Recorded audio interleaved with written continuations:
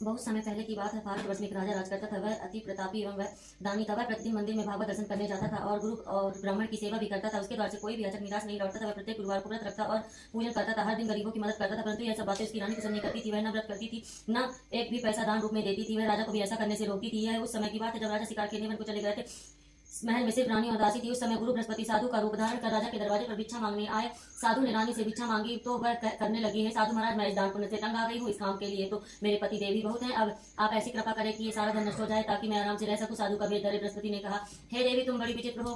संतान और धन से कोई दुखी नहीं होता, सभी इसे चाहते हैं। पापी भी पुत्र और धन की इच्छा करता है। अगर तुम्हारे पास धन बहुत है तो भूखे मनुष्यों को भोजन कराओ, निर्धनों ब्राह्मणों को दान दो, प्याऊ लगवाओ, धर्मशालाएं बनवाओ, कुआं, तालाब, बावड़ी, बाग, बगीचे आदि बनवाओ तथा निर्धनों की कुमारी कन्याओं का विवाह करवाओ। साथ ही यज्ञ आदि करो। इस प्रकार के कर्मों से आपके कुल का एवं आपका नाम लोक परलोक में प्रसिद्ध होगा। तुम्हें भी स्वर्ग की प्राप्ति होगी। किंतु वह मूर्ख रानी साधु की इन बातों से खुश नहीं हुई। वह बोली, हे साधु महाराज, मुझे ऐसी संपत्ति की आवश्यकता नहीं जो मेरे काम ना आए तथा जिसको मैं अन्य लोगों को दान दूं, जिसको रखने और संभालने में ही सारा समय नष्ट हो जाए। साधु ने रानी को समझाने का बहुत प्रयास किया, परंतु रानी अपनी बात पर अड़िग रही। तब साधु ने कहा, हे देवी, यदि तुम्हारी ऐसी इच्छा है तो जैसा मैं तुम्हें बताता हूँ तुम वैसा ही करना।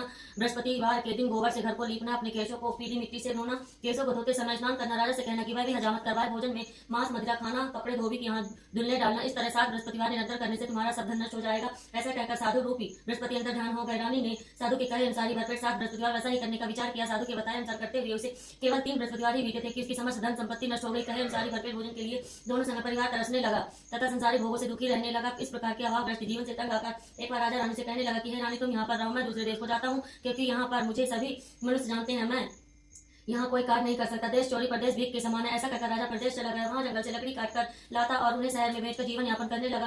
राजा के जाने के पश्चात इधर उसके बिना रानी और दासी दुखी रहने लगी। किसी दिन भोजन मिलता तो किसी दिन जल पीकर ही रहना पड़ता था। एक समय रानी और दासियों को 7 दिन बिना भोजन के व्यतीत हो गए तो रानी अपनी दासी से बोली, है दासी, यहाँ समीप के नगर में मेरी बहन रहती है जो बहुत धनवान है। तू इसके पास जा और वहां से 5 सेर बेचल मांग कर ले आ, जिससे कुछ समय के लिए गुजर बसर हो जाएगी। दासी उसकी बहन के पास गई। बृहस्पतिवार का दिन था। रानी की बहन उस समय ध्यान मग्न होकर पूजा कर रही थी।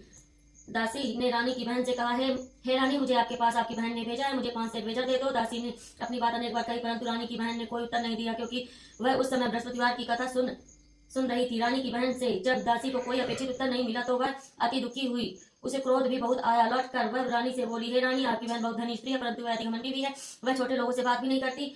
5 सेर बेचा देने के लिए मैंने उससे बहुत कहा, परंतु उसने कोई उत्तर नहीं दिया। इस प्रकार मुझे निराश एवं खाली हाथ लौटना पड़ा। रानी बोली, हे दासी, इसमें मेरी बहन का किसी भी प्रकार का कोई दोष नहीं है। जब बुरे दिन आते हैं तब अपने पराये हो जाते हैं। अच्छे बुरे का ज्ञान विपत्ति में ही होता है। जो ईश्वर की इच्छा होगी वही होगा। यह सब हमारे भाग का दोष है। उधर पूजा समाप्त होने के पश्चात रानी की बहन ने सोचा कि मेरी बहन की दासी आई थी, परंतु मैंने उसे कोई उत्तर नहीं दिया, इससे वह बहुत दुखी हुई होगी। कथा सुनकर तथा विष्णु भगवान का प्रसाद ग्रहण कर वह अपनी बहन के घर गई तथा बोली, हे बहन, मैं बृहस्पतिवार का व्रत कर रही थी, तुम्हारी दासी आई, परंतु कथा समाप्त होने से पूर्व ना उठते हैं और ना बोलते हैं, इसलिए मैं नहीं बोली। बताओ दासी, किस कार्य से मेरे पास गई थी? रानी बोली, बहन, हमारे घर अनाज नहीं था तथा राजा प्रदेश गए हुए हैं। वैसे तुमसे कोई बात छिपी नहीं है, इस कारण मैंने दासी को तुम्हारे पास 5 सेर बेचल लेने के लिए भेजा है। इस प्रकार रानी की बहन बोली, हे बहन, बृहस्पति भगवान सबको मनवांछित फल देते हैं। देखो, शायद तुम्हारे घर के किसी कोने में अनाज रखा हो। यह सुनकर रानी की बहन की बातों से विस्मित दासी घर के अंदर गई तो वहां एक थड़ा बेचर का भरा मिला गया। उसे बड़ा आश्चर्य हुआ, क्योंकि उसके अनुसार घर का एक बर्तन अन्न से खाली था। उसने बाहर आकर रानी को सारा वृत्तांत सुनाया। दासी अपनी रानी से कहने लगी, हे रानी, देखो, वैसे भी हमको जब अन्न नहीं मिलता तो वह भी व्रत समान ही है। अगर इनसे व्रत की विधि तथा कथा पूछ ली जाए तो बृहस्पतिवार का व्रत हम भी कर लिया करेंगे। और फिर दासी के कहने के अनुसार रानी ने अपनी बहन से बृहस्पतिवार व्रत पूजन विधि एवं नियमों के बारे में विस्तार से पूछा। उन्होंने बताया, जो बृहस्पतिवार के दिन व्रत में चने की दाल और मुनक्कों से विष्णु भगवान का केले की जड़ में पूजन कर दीपक जलाता है, पीला भोजन करता है, पीले वस्त्र धारण करता है तथा प्रेम पूर्वक बृहस्पति भगवान की कथा सुनता है, तो इस प्रकार करने से गुरु भगवान उस भक्त से प्रसन्न होते हैं, धन अन्न पुत्र देते हैं, मनवांछित मनोकामना पूर्ण करते हैं। फिर व्रत एवं पूजन की विधि बताकर रानी की बहन अपने घर लौट गई।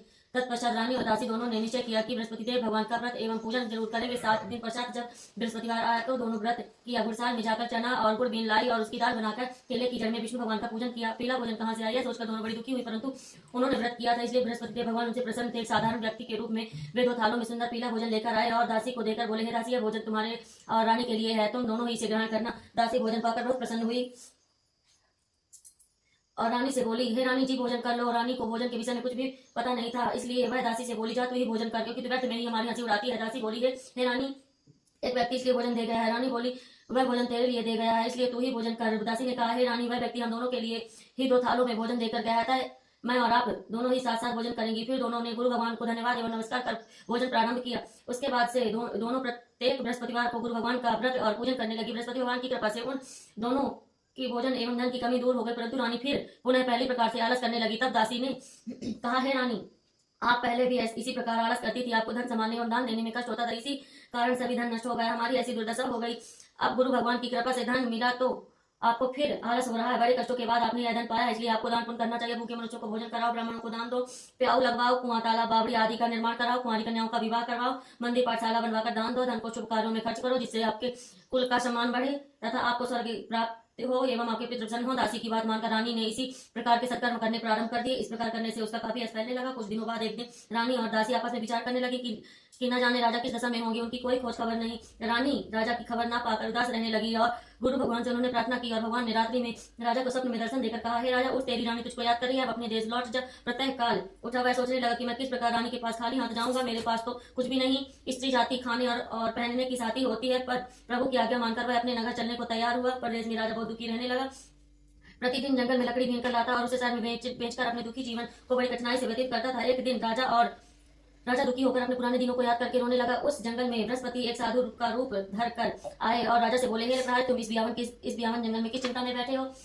यह सुनकर राजा की आंखों में आंसू भर आए और वह साधु को प्रणाम कर बोला, हे प्रभु, आप सब जानने वाले हैं। इतना कहकर राजा ने साधु को अपनी समस्त व्यथा सुना दी। तब साधु रूप में गुरु भगवान राजा से बोले, हे राजा, तुम्हारी पत्नी ने बृहस्पतिवार के दिन बृहस्पति देव का अपमान किया था, जिसके कारण तुम्हारी यह दुर्दशा हुई। अब तुम किसी प्रकार की चिंता मत करो, भगवान तुम्हें पहले से अधिक धन प्रदान करेंगे। देखो, तुम्हारी पत्नी ने बृहस्पतिवार का व्रत प्रारंभ कर दिया है। अब तुम भी बृहस्पतिवार का व्रत करके चने की दाल व जल के लोटे में डालकर केले का पूजन करो, फिर कथा कहो या सुनो, भगवान तुम्हारी इच्छाओं की पूर्ति करेंगे। साधु के वचन सुनकर राजा बोला, हे प्रभु, मुझे लकड़ी बेचने के पश्चात इतना धन भी नहीं बचता कि भोजन करने के उपरांत कुछ भी बचा सकूं। मैंने रात्रि में अपनी रानी को व्याकुल एवं व्यतीत देखा है। मेरे पास कोई साधन नहीं जिससे उसका समाचार भी जान सकूं। इसके अतिरिक्त मैं बृहस्पति देव की कथा भी नहीं जानता हूं, जिससे क्या यह सुनकर मैं व्रत धारण कर भगवान बृहस्पति का पूजन कर सकूं। साधु ने कहा, हे राजा, तुम किसी बात की चिंता ना करो। बृहस्पतिवार के दिन तुम नित्य की भांति लकड़ियां लेकर शहर में जाओ, तुम्हें रोज से 2 गुना धन प्राप्त होगा, जिससे तुम भली भांति भोजन कर लोगे तथा गुड़ एवं चने का प्रसाद खरीद कर बृहस्पति देव का पूजन कर सकते हो।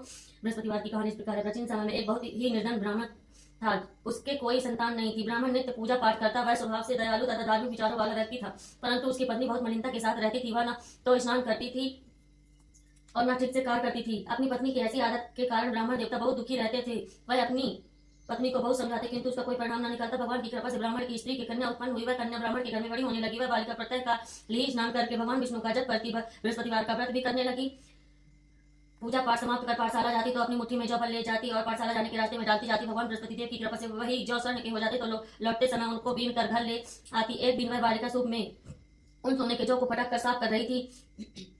तभी उसकी माँ ने उसे देख लिया और कहा, हे बेटी, सोने के जौ को फटकने के लिए सूप भी तो सोने का होना चाहिए। दूसरे दिन बृहस्पतिवार था। कन्या ने व्रत रखा और भगवान बृहस्पति से प्रार्थना करके कहा, हे प्रभु, यदि मैंने सच्चे मन से श्रद्धा पूर्वक आपका पूजन एवं व्रत किया हो तो कृपया मुझे सोने का सूप दे दो। बृहस्पति देव ने उसकी प्रार्थना स्वीकार कर ली। नित्य की भांति वह कन्या जौ फैलाती हुई पाठशाला चली गई। पाठशाला से लौटकर जब वह जौ बीन रही थी तो बृहस्पति भगवान की कृपा से उसे सोने का सूप प्राप्त हुआ। उस सोने के सूप को वह घर ले आई और उससे जौ साफ करने लगी, परंतु उसकी मां का आचरण वैसा ही रहा। एक दिन वह कन्या सोने के सूप में जौ साफ कर रही थी। उसी समय अचानक उस नगर की राजकुमार वहां से होकर निकला। कन्या के रूप एवं कार्य को देखकर राजकुमार कन्या पर मोहित हो गया। राजमहल लौटकर राजकुमार अन्न और जल त्याग कर उदास होकर लेट गया। राजा को जब अपने पुत्र द्वारा अन्न जल त्यागने का समाचार ज्ञात हुआ तो अपने मंत्रियों के साथ वह राजकुमार के पास गए और बोले, हे बेटा, तुम्हें किस बात का दुख है? किसी ने तुम्हारा अपमान किया है अथवा कोई और कारण है? मुझे बताओ, मैं वही करूंगा जिससे तुम प्रसन्न हो जाओ। राजकुमार ने अपने पिता की बातें सुनी तो वह बोला, आपकी कृपा से मुझे किसी प्रकार का कष्ट नहीं है, किसी ने मेरा अपमान नहीं किया है, परंतु मैं उस कन्या के साथ विवाह करना चाहता हूँ जो सोने के सूप में जो फटक रही थी। यह सुनकर राजा आश्चर्य में पड़ गया और बोला, हे राजकुमार, इस तरह की कन्या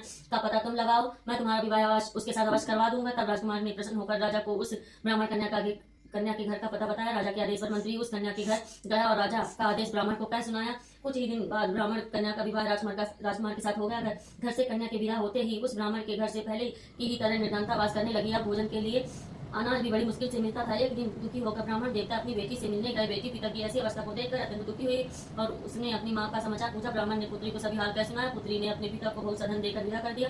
इस प्रकार ब्राह्मण का कुछ समय पूर्वक व्यतीत हुआ, लेकिन धन समाप्त होने के बाद स्थिति पूर्वक हो गई। ब्राह्मण फिर अपनी पुत्री से के यहाँ गया और उसने सभी हाल कह सुनाया। पुत्री बोली, हे पिताजी, आप अपने साथ माता जी को यहाँ निवालो, मैं उन्हें वह विधि बता दूंगी जिससे दरिद्रता दूर हो जाए। ब्राह्मण देवता अपनी पत्नी को साथ लेकर राजमहल अपनी पुत्री के पास पहुंचे तो पुत्री अपनी माँ को समझाने लगी, हे माँ, तुम सुबह उठकर सर्वप्रथम स्नान आदि करके भगवान विष्णु का पूजन किया करो तो सब निर्धनता दूर हो जाएगी। परंतु उसकी माँ ने उसकी नहीं मानी। वह सुबह उठकर सर्वप्रथम अपनी पुत्री को बच्चा जूठन खा लेती थी। एक दिन उसकी बेटी को अपनी माँ पर बहुत गुस्सा आया। उसने एक रात एक कोठरी से सारा सामान निकालकर अपनी माँ को उसमें बंद कर दिया। प्रत्येक कोठरी से अपनी माँ को निकाल कर तथा स्नान आदि करा के पूजा पाठ करवाया तो उसकी माँ की बुद्धि ठीक हो गई। इसके बाद वह प्रतिदिन पूजा पाठ करती और प्रत्येक बृहस्पतिवार को व्रत भी रखने लगी। इस व्रत के प्रभाव से उसकी माँ भी अत्यंत धनवान तथा पुत्रवती हो गई और बृहस्पति देवता की कृपा से वृद्धावस्था में मृत्यु को प्राप्त कर स्वर्ग को गई और वह ब्राह्मण भी सुखपूर्वक इस लोक का सुख होकर स्वर्ग को प्राप्त हुआ। इस प्रकार कहानी कहकर साधु देवता वहां से अंतर्धान हो गए। धीरे धीरे समय बीत गया तथा बृहस्पतिवार का दिन आ गया। लकड़हारा रूपी राजा जंगल से लकड़ी काटकर किसी शहर में बेचने गए। आज उसे और दिनों से अधिक धन मिला। राजा ने चना गुड़ आदि लाकर भगवान विष्णु का पूजन किया तथा बृहस्पतिवार का व्रत किया। उस दिन से उसके सभी कष्ट दूर हो गए। परंतु अगले बृहस्पतिवार को वह व्रत करना भूल गया। इस कारण बृहस्पति भगवान उससे रुष्ट हो गए। उस दिन उस नगर के राजा ने विशाल यज्ञ का आयोजन किया तथा अपने समस्त राज्य में घोषणा करवा दी कि कोई भी मनुष्य अपने घर में भोजन न बनाए और आग भी न जलाए। सब लोग मेरे यहाँ भोजन करने आए। जो इस आज्ञा को नहीं मानेगा उसको सूली पर लटका दिया जाएगा। राजा की आज्ञा अनुसार राज्य के सभी निवासी राजा के भोज में सम्मिलित होने गए, परंतु लकड़हारा कुछ विलंब से पहुंचा। इसलिए राजा उसको भोजन कराने अपने साथ महल में ले गए। जब राजा लकड़हारे को भोजन करा रहे थे तो रानी की दृष्टि उस खूंटी पर पड़ी जिस पर उसका नौला का हाथ टंगा हुआ था। उसे हाथ खूंटी पर लटका नहीं दिखाई दिया। रानी को निश्चय हो गया कि मेरा हार इस लकड़हारे ने ही चुरा लिया है। उसी समय रानी की जिद पर राजा ने सैनिक बुलवा कर लकड़हारे को जेल में डलवा दिया। जेल खाने में बंद लकड़हारा बहुत दुखी होकर विचार करने लगा कि न जाने कौन से पूर्व जन्म के कुकर्म से मुझे यह दुख प्राप्त हुआ है। जेल में बंद लकड़हारा भगवान बृहस्पति को याद करने लगा। तत्काल बृहस्पति देव साधु के रूप में प्रकट हो गए और उसकी दशा देखकर कहने लगे, अरे मूर्ख, तू बृहस्पतिवार को बृहस्पति देव की कथा एवं व्रत करना भूल गया। इसी कारण तुझे दुख प्राप्त हुआ है। अब किसी प्रकार की चिंता मत कर। बृहस्पतिवार के दिन जेल खाने के दरवाजे पर तुझे 4 पैसे पड़े मिलेंगे। तू उन पैसों से प्रसाद मंगाना और भगवान बृहस्पति का पूजन कथा कहना। कथा का प्रसाद स्वयं भी ग्रहण करना, दूसरों को भी खिलाना। इस प्रकार करने से तुम्हारे सभी कष्ट दूर हो जाएंगे। अगले बृहस्पतिवार राजा को जेल के द्वार पर 4 पैसे मिले। राजा ने पूजा का सामान मंगवा कर कथा कही और प्रसाद बांटा। उसी रात बृहस्पति देव ने उस नगर के राजा को सपने में दर्शन देकर कहा, हे राजा, तूने जिस आदमी को जेल खाने में बंद कर रखा है वह निर्दोष है, वह राजा है, उसे छोड़ दे। रानी का नौला हार उसी खूंटी पर टंगा हुआ है। अगर तू ऐसा नहीं करेगा तो तेरे को मैं नष्ट कर दूंगा। राजा सुबह उठा और खूंटी पर हार टंगा देखकर लकड़हारे को बुलाकर समय याचना की तथा राजा के योग सुंदर वस्त्र आभूषण भेंट कर विदा किया। बृहस्पति देव के अनुसार राजा अपने नगर को चल दिया। जब वह नगर के निकट पहुंचा तो उसे बहुत आश्चर्य हुआ। वहां पहले से अधिक तालाब, बाग और कुएं तथा बहुत सी धर्मशालाएं, मंदिर आदि बने हुए थे। राजा ने जब नगरवासियों से पूछा कि यह बाग, तालाब, धर्मशाला एवं कुएं किसके द्वारा बनवाए गए हैं, तब नगर के सब लोग कहने लगे कि यह सब रानी और दासी द्वारा बनवाए गए हैं। राजा को बहुत आश्चर्य हुआ, परंतु क्रोध भी बहुत आया। जब रानी ने यह खबर सुनी कि राजा आ रहे हैं तो उसने दासी से कहा, हे दासी, देख, राजा हमें अतिदीन अवस्था में छोड़ कर गए थे। वह हमारी ऐसी हालत देखकर कहीं द्वार से ही न लौट जाए, इसलिए तू द्वार पर खड़ी हो जा। रानी की आज्ञा अनुसार दरवाजे पर खड़ी हो गई। जब राजा आए तो उन्हें अपने साथ महल में लिवा लाई। तब राजा ने क्रोध करके अपनी तलवार निकाली तथा रानी से पूछा, बताओ इतना धन तुम्हें कैसे और किसी प्रकार प्राप्त हुआ। तब रानी ने बताया कि हमें है ये सब धन बृहस्पति देव के व्रत के प्रभाव से प्राप्त हुआ है। अब राजा ने निश्चय किया कि 7 दिन बाद तो सभी बृहस्पति देव का पूजन करते हैं, परंतु मैं प्रतिदिन दिन में 3 बार कथा कहा करूंगा तथा नित्य व्रत किया करूंगा। अब हर समय राजा के दुपट्टे में चने की दाल बंधी रहती थी तथा दिन में 3 बार कथा कहता। ऐसे ही एक दिन राजा ने विचार किया कि चलो अपनी बहन के यहाँ हो आऊं। ऐसा निश्चय कर राजा घोड़े पर सवार होकर अपनी बहन के यहाँ चल दिया। मार्ग में उसने देखा कि कुछ आदमी एक मूर्ति को लिए जा रहे हैं। उन्हें रोक कर वह कहने लगा, अरे भैया, कुछ देर मेरी बृहस्पति की कथा सुनो। वे बोले, लो, हमारा तो आदमी मर गया है, इसका अपनी कथा की पड़ी है। परंतु कुछ आदमी बोले, अच्छा कहो, हम तुम्हारी कथा भी सुनेंगे। राजा ने दाल निकाली और कथा कहनी शुरू कर दी। जब कथा आदि हो गई तो मुर्दा हिलने लगा और तब कथा समाप्त हुई तो राम राम करके वह मुर्दा उठ बैठा। राजा आगे चला। उसे चलते चलते शाम हो गई। आगे मार्ग में उसे एक किसान खेत में हल चलाता मिला। राजा उससे बोला, अरे भैया, तुम मेरी बृहस्पतिवार की कथा सुन लो। किसान बोला, जब तक तेरी कथा सुनूंगा तब तक 4 हलैया जोत लूंगा। जाओ भैया, अपनी कथा किसी और को सुनाना। राजा आगे चलने लगा। राजा के हटते ही किसान के बैल पछाड़ कर गिर गए और किसान के पेट में बहुत तेज दर्द होने लगा। उसी समय किसान की माँ रोटी लेकर आई। उसने जब यह देखा तो अपने पुत्र से सारा हाल पूछा। बेटे ने सारा हाल बता दिया। किसान की माँ दौड़ी घोड़े पर सवार राजा के पास गई और उससे बोली, मैं तेरी कथा सुनूंगी, तू अपनी कथा मेरे खेत पर ही चलकर कहना। राजा ने लौटकर किसान के खेत पर जाकर कथा कही, जिससे सुनते ही बैल खड़े हो गए और किसान के पेट का दर्द बंद हो गया। और फिर राजा अपनी बहन के घर पहुंच गया। बहन ने भाई की खूब हवा भगत की। दूसरे दिन सुबह राजा जागा तो उसने देखा कि यह सब भोजन कर रहे हैं। राजा ने अपनी बहन से जब पूछा कि ऐसा कोई मनुष्य जिसने भोजन नहीं किया हो और जो मेरी बृहस्पतिवार की कथा का श्रवण कर ले, तो बहन बोली, है भैया, यह देश ऐसा ही है। यहाँ के लोग पहले भोजन करते हैं, बाद में कोई अन्य काम करते हैं। अगर पड़ोस में कोई हो तो दिखाती हूँ। ऐसा कहकर राजा ऐसा कहकर बहन चली गई, परंतु उसे कोई भी ऐसा व्यक्ति नहीं मिला जिससे भोजन ना किया होगा। एक कुमार के घर गई जिसका लड़का बीमार था। उसने उसे यह भी पता चला कि उसके यहाँ 3 दिन से किसी ने भोजन नहीं किया। राजा की बहन ने अपने भाई की कथा सुनने के लिए कुम्हार से आग्रह किया तो वह तैयार हो गया। राजा ने जाकर बृहस्पतिवार की कथा कही, जिसको सुनकर कुम्हार का लड़का ठीक हो गया। अब तो राजा की हर और प्रशंसा होने लगी। कुछ दिन बाद एक दिन राजा ने अपनी बहन से कहा, हे बहन, मैं अपने घर जाऊंगा, तुम भी तैयार हो जाओ। राजा की बहन ने अपनी सास से अपने भाई के साथ जाने की आज्ञा मांगी। सास बोली, चली जा, परंतु अपने लड़कों को यहीं छोड़कर जाना, क्योंकि तेरे भाई की कोई संतान नहीं होती है। बहन ने भाई से कहा, हे भैया, मैं तो चलूंगी, परंतु कोई बालक नहीं जाएगा। राजा ने कहा, जब तक कोई बालक नहीं जाएगा तब तुम ही क्या करोगी। दुखी मन से राजा अपने नगर को लौट आया। राजा अपनी रानी से बोला, हम निर्वंशी हैं, हमारा मुंह देखने का कोई भी धर्म नहीं है। वह उदास होकर बिना भोजन किए शैया पर लेट गए। रानी बोली, है प्रभु, भगवान बृहस्पति ने हमें सब कुछ दिया है, वे हमें संतान भी अवश्य देंगे। उसी रात बृहस्पति देव ने राजा को स्वप्न में दर्शन देकर कहा, हे राजा, उठ, सभी सोच